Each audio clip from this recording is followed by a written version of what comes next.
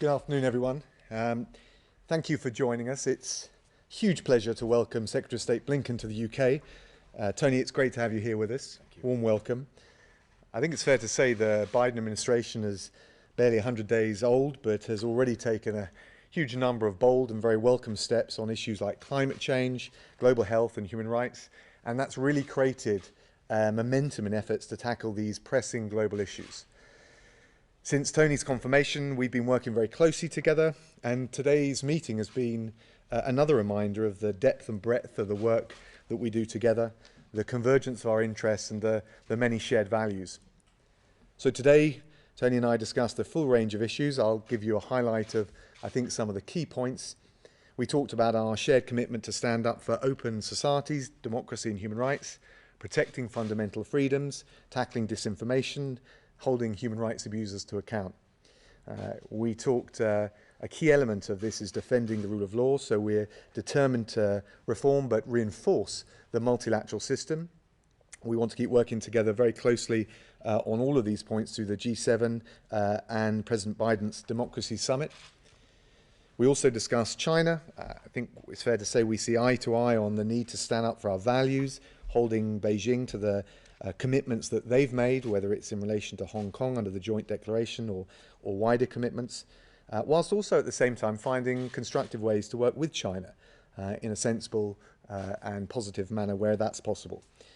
That's important, I think, on global issues like climate change. We want to see China stepping up to the plate and playing its full role. And Tony and I also discussed a whole range of security issues, Iran, Afghanistan, continuing concerns about Russia, in particular on the border with Ukraine. We stand shoulder to shoulder on these issues, and I welcome the US's firm recommitment to the NATO alliance.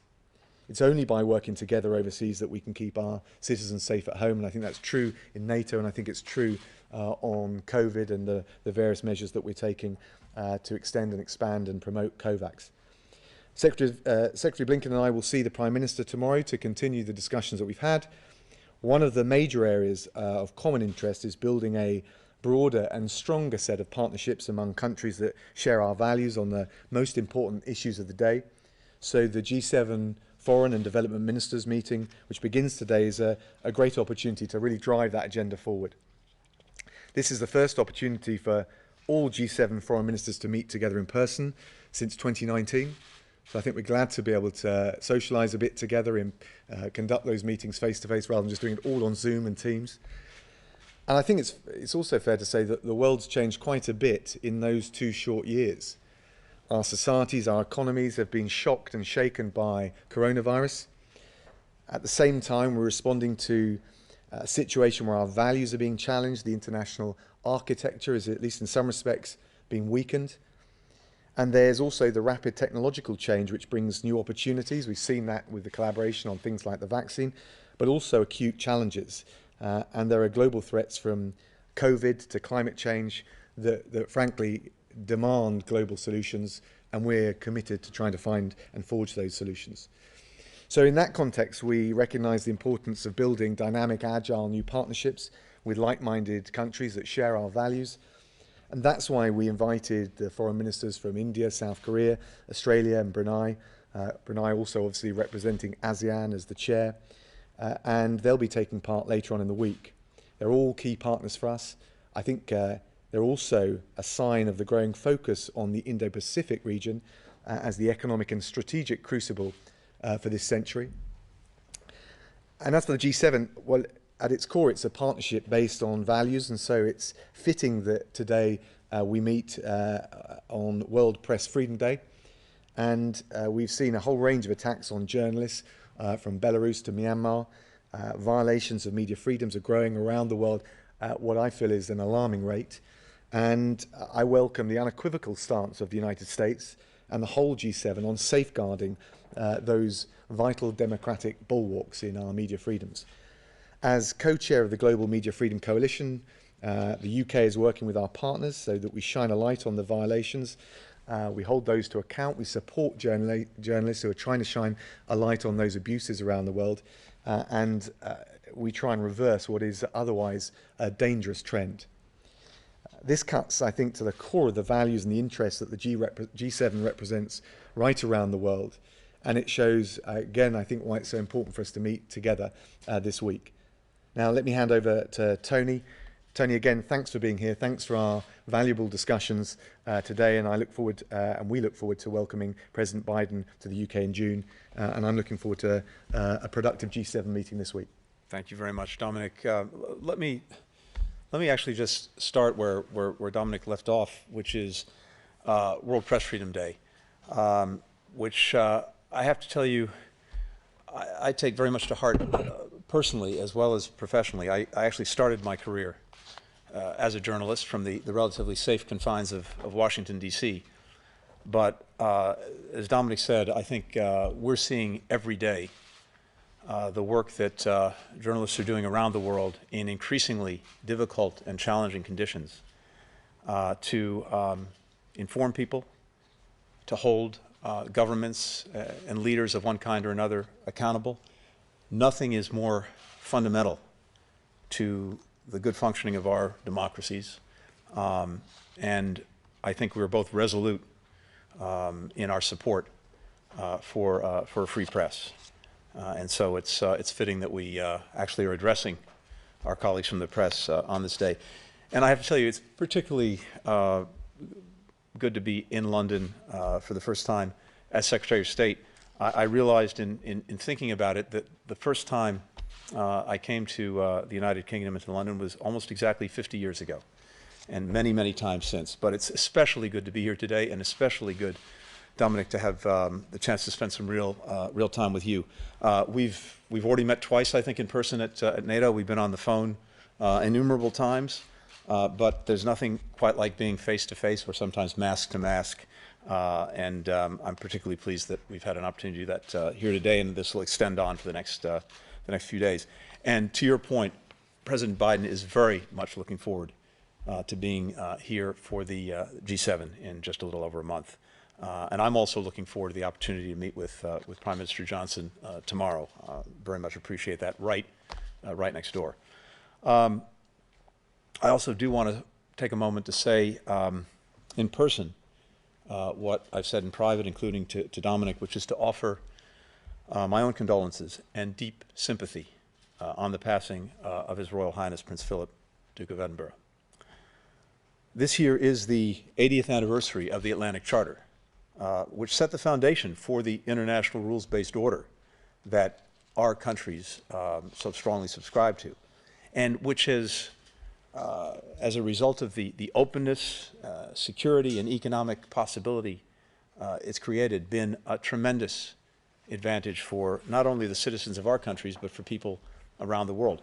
It's also the 75th anniversary of Winston Churchill's famous speech at Westminster College in Missouri, where he described the special relationship between the United Kingdom and the United States and how vital it is for our two countries and many others around the world. 3/4 of a century later, that special relationship is enduring. It's effective, it's dynamic, and it is close to the hearts of the American people. The work we do together serves our people's interests across a vast array of issues, many of which Dominic touched on, including maintaining our national security, rejuvenating our economies on a sustainable and more equitable basis. I think our bilateral relationship is also vital to the world. The work that we do together advances progress on the most urgent global issues, and global issues that are having a real impact on the lives of our citizens, including stopping COVID-19, addressing the threat of climate change, defending democratic values and open societies. As Dominic said, we're going to address these topics over the next several days with our counterparts in the G7. And Dominic, I want to thank you and the United Kingdom, not just for hosting us, but for your leadership in building an incredibly robust agenda that, again, is centered on issues that have a real impact on the lives of our fellow citizens. We'll focus on ending the COVID-19 pandemic worldwide, and the United Kingdom shares our commitment to ensuring that the world is better prepared to prevent, detect, and respond to the next pandemic.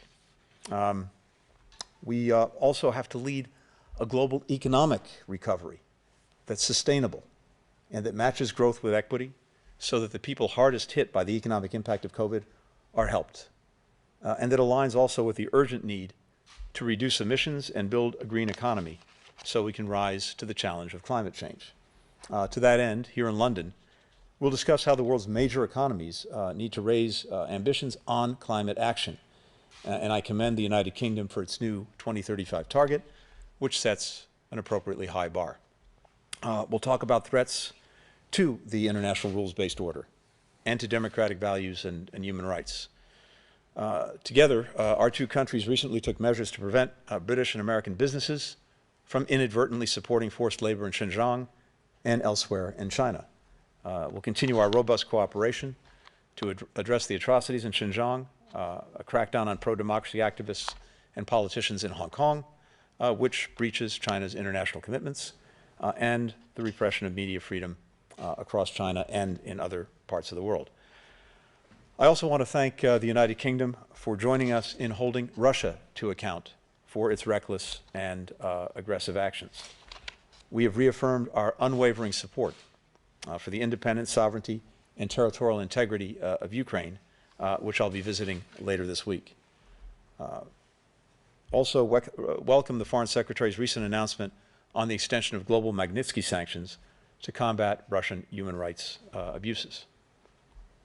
As Dominic said, our two countries are fully committed to NATO and to maintaining transatlantic unity in defense of our common values and in response to direct threats. One final issue I'll just mention is Northern Ireland. The United States remains a steadfast supporter of a secure and prosperous Northern Ireland in which all communities have a voice and can enjoy the gains of the hard-won peace. Like several U.S. presidents before him, President Biden has been unequivocal in his support for the Good Friday Agreement, which was a historic achievement and one that we should protect. There's much more that I could say about all the work that the United States and the United Kingdom do every single day in ways quiet and otherwise to serve the interests of our people and, I believe, the broader international community.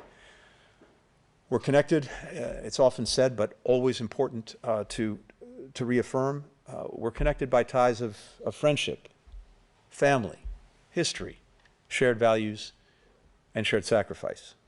We've been reminded of that again in recent weeks as we prepare to draw down our forces from Afghanistan. We've stood shoulder to shoulder for nearly 20 years, sharing a mission and having each other's backs.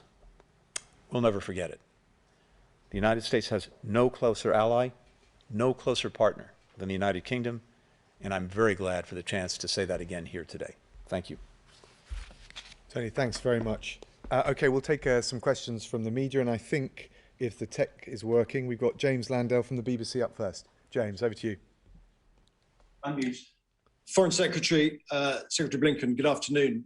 Foreign Secretary, first of all, what is your assessment of reports out of Iran yesterday suggesting a deal was being agreed to secure the release of Nazanin Zaghari-Ratcliffe and that the tank debt was being paid? And secondly, Foreign Secretary, you are cutting British foreign aid to Yemen, to Syria, to the United Nations Children's Fund, the UN Population Fund, the UN AIDS Fund, water, sanitation, hygiene, polio eradication, conflict resolution, humanitarian preparedness, and girls' education. How can Britain claim to show global leadership at the G7 when it is cutting so much foreign aid? And Secretary Blinken, if I may, what is your assessment of reports of a prisoner swap deal between the US and Iran? Secondly, how much damage do you think has been caused by Britain's decision to cut its foreign aid budget? And thirdly, do you think the G7 is fit for purpose? Thank you. James, thanks for that. Look, we are on the detainees and the situation of Nazanin. Obviously, we're working very intensively to try and secure their release. We have been for many months. I would say that it's incumbent on Iran unconditionally to release those who are held arbitrarily and, in our view, unlawfully. And the reports, I'm afraid, are not yet accurate in terms of the suggestion of her imminent release. On aid, James, we, even after the cuts that we've had to make, not because of the pressing COVID situation, the biggest contraction of our economy for 300 years, double the budget deficit we faced after the financial crash. We're still putting £10 billion in as a proportion of GDP, still the third biggest G7 donor, doubling our international climate finance contribution, the biggest, one of the biggest bilateral humanitarian donors, the biggest donor to Gavi. So I appreciate it's been a difficult decision, but I think actually if you look at all the areas and all the positives that we are still contributing to, actually I think it shows the scope for us to be an even greater force for good in the world. But what we need to do is work with our partners in order to magnify and amplify those efforts, and that's what the G7 is all about. Great.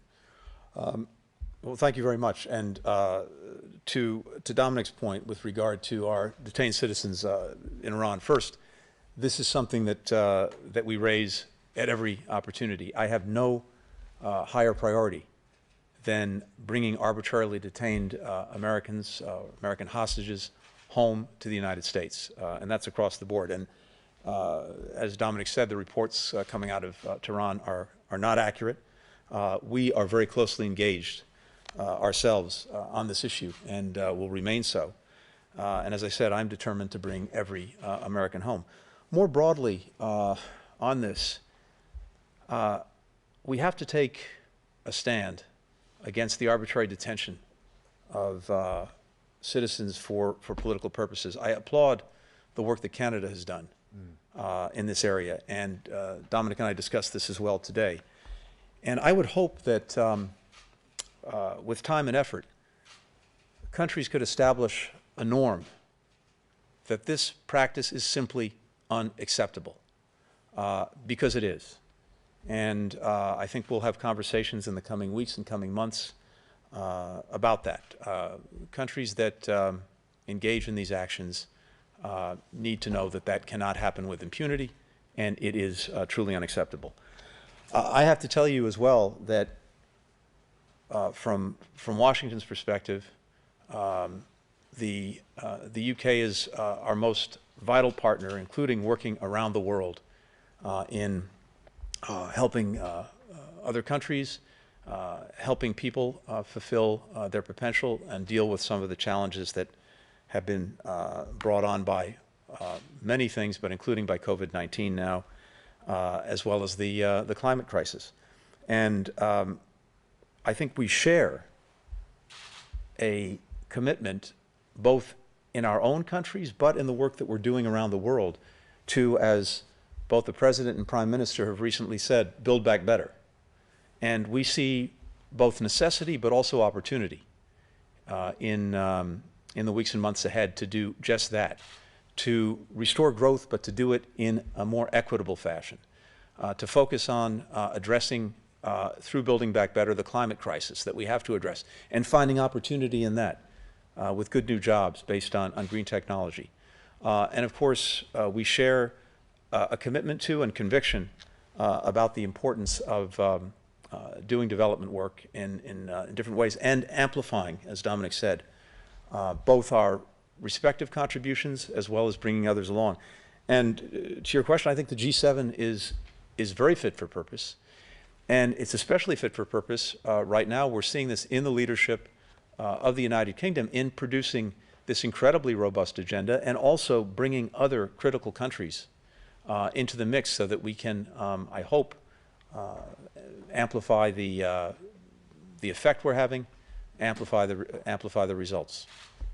Thanks, James. Thanks very much. I think next on the list is Sean Tandon from AFP. Sean.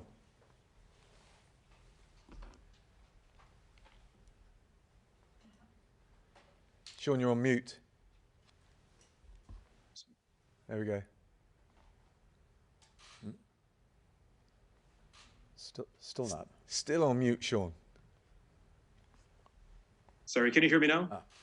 Loud and clear. Great, my apologies.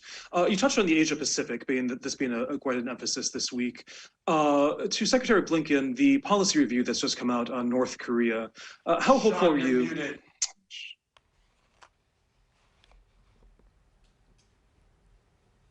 Sean, I think we lost you again. Could you repeat the question? I'm sorry about that. Can you hear me now? Yes, go ahead, please. I'm sorry about that. North Korea, the policy review that has that was recently completed by the White House. Do you believe, Secretary Blinken, that there's some hope for a resumption of diplomacy with North Korea, or to return to diplomacy despite the reaction that we've seen so far from North Korea? Mr. Foreign Secretary, if you also have any thoughts on North Korea, and if both of you have thoughts on the situation in Myanmar/Burma.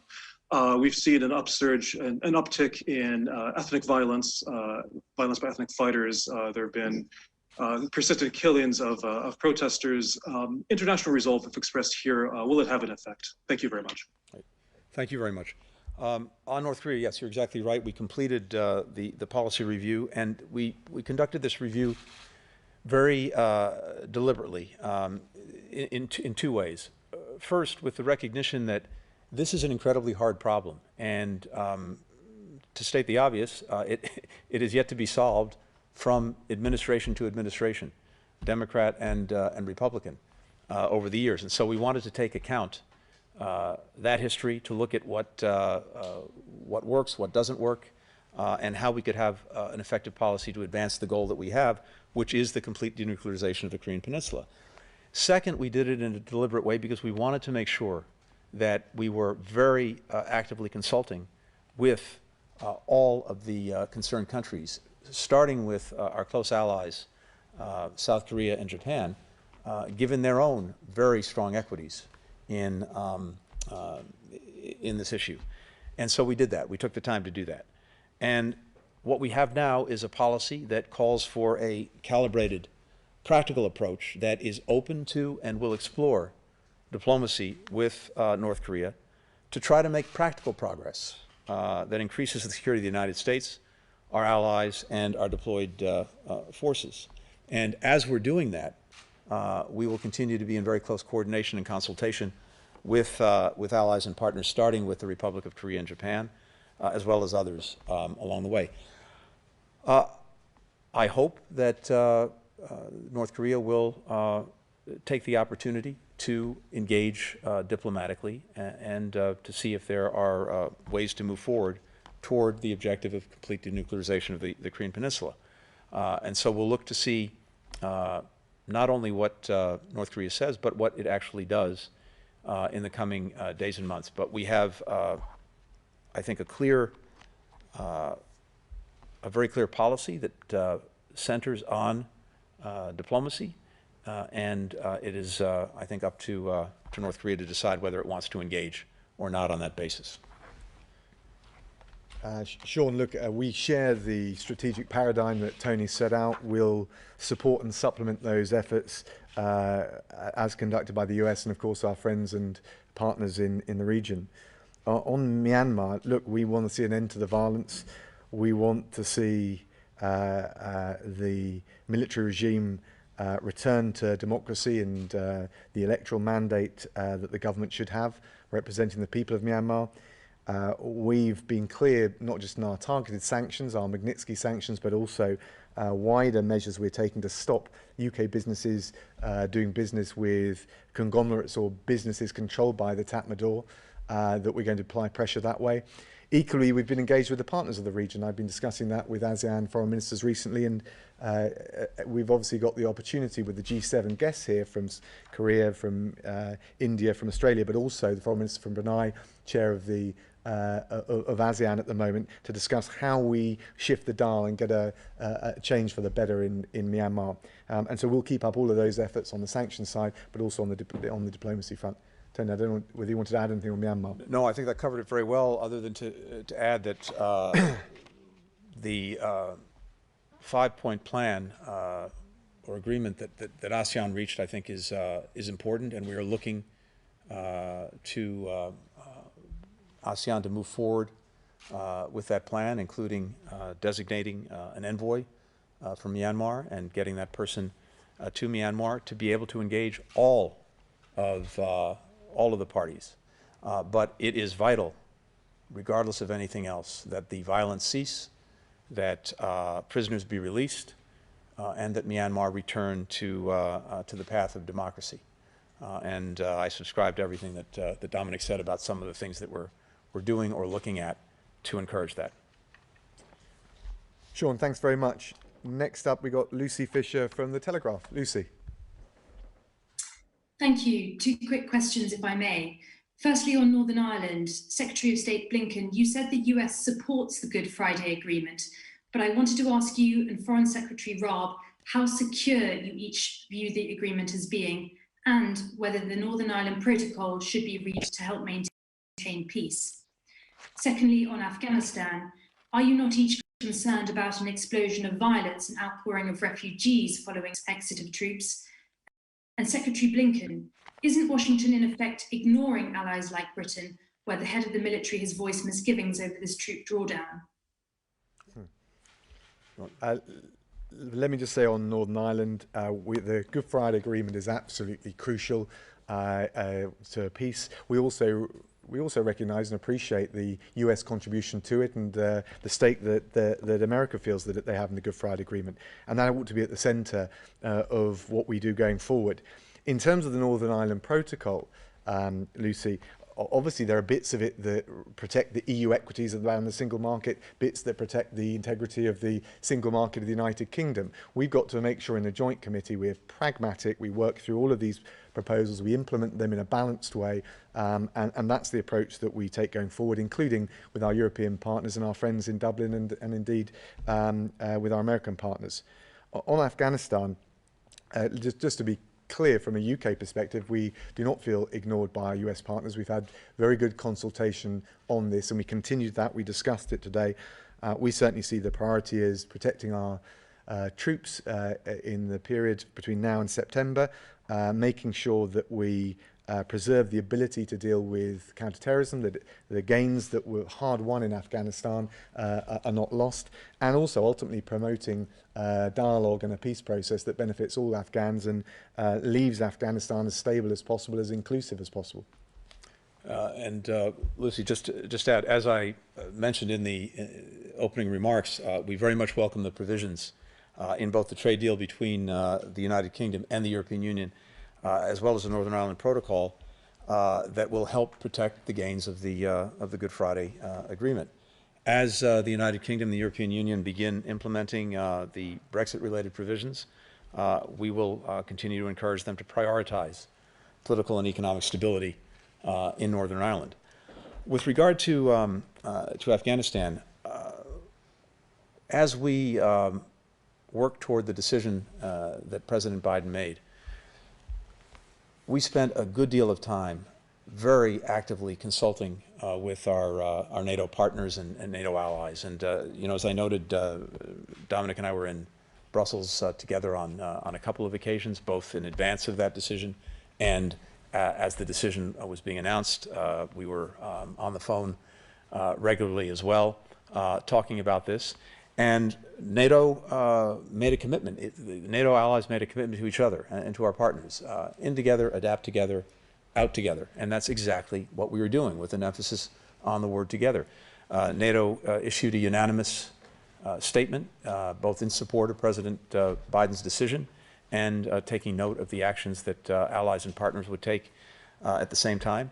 As Dominic said, we are very focused on a deliberate, safe, and orderly drawdown of our forces. We've made absolutely clear that as we withdraw forces from Afghanistan, we will protect them, and if they are attacked, we will take decisive action in response. But we've also been clear that even as our forces are drawing down and pulling out of Afghanistan, we are not withdrawing. We are not disengaging. We intend to be very active diplomatically in terms of trying to advance negotiations and a political settlement between the government of Afghanistan, the Taliban, and other key parties. We intend to sustain our assistance to Afghanistan, including development, economic, humanitarian, our support for Afghanistan's security forces as well. And all of that we are doing in very close coordination and very close collaboration, not only with the United Kingdom, but with dozens of other countries that share that same commitment. Lucy, thank you very much. And finally on the list, we've got Michael Crowley from the New York Times. Michael. Thank you so much. Thank you both for doing this. President Trump was very interested in seeing Russia rejoin the G7. That idea now seems clearly off the table. At the same time, President Biden and other G7 leaders have said there are many shared interests with Moscow, including climate and Iran. And Mr. Biden is planning to meet with President Putin soon. Is there any consideration for including Russia at these gatherings, even informally, at some point? Meanwhile, China was also not invited, even as several other major non-G7 nations were. So more broadly, would it be right to see this gathering as an early incarnation of a broader democratic alliance, which aims to counterbalance the autocracies of China and Russia? From a UK perspective, look, the door for positive relations and diplomacy is always open to us, and I think that's something shared across many of the NATO countries. But what's got to change is Russia's behaviour as a P5 member of the Security Council, against the basic norms of international law, whether it's the brinkmanship and the saber rattling on the border with Ukraine, whether it's the cyber attacks and the misinformation, or indeed the poisoning of Alexei Navalny, which was not just a human rights abuse, but use of chemical weapons on Russian soil. So the opportunity for a better relationship with Russia is there. We would welcome it, but it depends on behaviour and deeds. On the second question, I'm not sure I'm quite as theological as Michael, as you were in the way you put it, but I do see the increasing demand and need for agile clusters of like-minded countries that share the same values and want to protect the multilateral system. And I think you can see that in the guests that we brought in to the G7, Korea, South Korea, India, Australia, and South Africa. And so in that organic sense, I think we can see a shift towards that pattern of clusters of like-minded countries, agile enough to work together. Michael, as with most things, Dominic and I are in violent agreement. Let me just add a couple of quick words about both Russia and China. With regard to Russia, as Dominic said, we are focused very much on Russia's actions and what course it chooses to take. President Biden's been very clear for a long time, including before he was president, that if Russia chooses to act recklessly or aggressively, we'll respond. But we're not looking to escalate. We would prefer to have a more stable, more predictable relationship. And if Russia moves in that direction, so will we. And I think President Biden will have an opportunity when he meets with President Putin to talk about that directly. And indeed, there are areas where it is manifestly in the interests of both countries to try to find ways to work together. Strategic stability probably being at the top of the list, and indeed already, despite the profound differences that we have, we managed to extend the New START agreement by 5 years. We'll look for other opportunities, but to Dominic's point, this is really a function of what Russia chooses to do or not do. And with regard to China, let me add, I fully subscribe to everything that Dominic said. Let me just add one other quick thought. It is not our purpose to try to contain China or to hold China down. What we are trying to do is to uphold the international rules-based order that our countries have invested so much in over so many decades, to the benefit, I would argue, not just of our own citizens, but of people around the world, including, by the way, China. And when any country, China or otherwise, takes actions that challenge or undermine or seek to erode that rules-based order and not make good on the commitments that they've made to that order, we will stand up and defend the order. I think we also have a responsibility to offer and develop a positive vision for the future that brings countries together in common purpose. And a lot of the work that we're doing, notably through the G7, is exactly that. Ultimately, as President Biden said the other night when he was addressing Congress, I think the challenge for us is to demonstrate in very concrete ways that we can deliver for our citizens, for the people that we've been asked to represent. And when we're looking at most of the challenges that we face that actually have an impact on their lives, whether it's this pandemic, whether it is a changing climate, whether it's the disruptive impact of new technologies, not a single one of those challenges can be effectively met by any one country acting alone, even the United States, even the United Kingdom. There is, I think, a stronger imperative than at any time since I've been involved in these issues to find ways for countries to cooperate, to coordinate, to collaborate. That's the way we advance the interests of our citizens. And the work that Dominic, the United Kingdom are doing through their presidency of the G7, that's exactly what it's designed to do. And we're very grateful to be a partner in that enterprise. Michael, thank you very much. I think that brings the questions to a close. Folks, thanks for joining us, and that brings the press conference to a conclusion. Thank you all very much.